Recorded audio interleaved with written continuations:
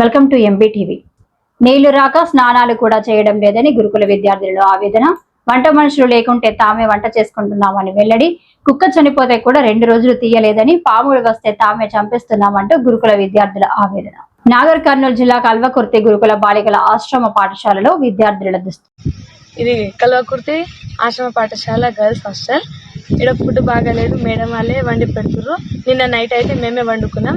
Washrooms బాగాలేదు, dining hall ఏమో smell వస్తుంది, కుక్కలు అవన్నీ క్లీన్ చేస్తున్నాయి, క్లాస్ రూమ్స్ ఇంకా డార్మెటరీస్ అన్ని క్లీన్గా చేస్తున్నాయి.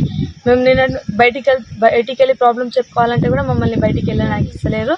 ఇంకా ఇక ఈడనే కూర్చోబెట్టి తినిపిస్తారు. నిన్న కూడా 2-3 గిన్నెలు అన్నం పారేసిర్రు, అంత ఉడకలేదు. పొద్దునైతే కొంచెం మెత్తగానే అయిపోయింది, ముద్దలు వచ్చేసింది.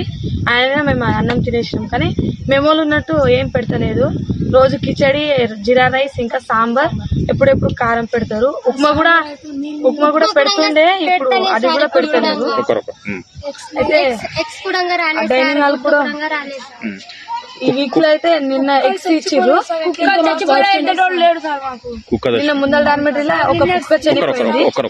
ఒక కుక్క చనిపోయింది. అయితే మేము సరికి చెప్తే మున్సిపాలిటీ వాళ్ళని పిలిపించి ఎత్తిపించారు, కానీ అది 2 రోజుల నుంచి అలానే చనిపోయి ఉంది. 2 రోజుల నుంచి చనిపోయి ఆడింది. మా రూమ్ లో మేమైతే హాల్లో పండుకుంటున్నాం. నిన్న ఒక అది చెవులో పోతుంది, ఆ పురుగు చంపినాం. నిన్న ఒకటి రూమ్ దగ్గర కూడా పాము చంపినాము. పెద్ద లైట్ వేపియండి అంటే అటు నుంచి రావాలి అని చెప్పేస్తున్నాం.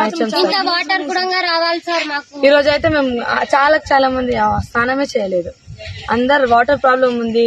బోర్ నిన్ననే వేపించారు, కానీ సార్ వాటర్ మోసుకొని పోతాం సార్. లోపల నుంచి తీయాలి. వాచ్మెన్ కూడా లేదు. వాచ్మెన్ ఉంటుంది, కానీ అది ఎప్పుడు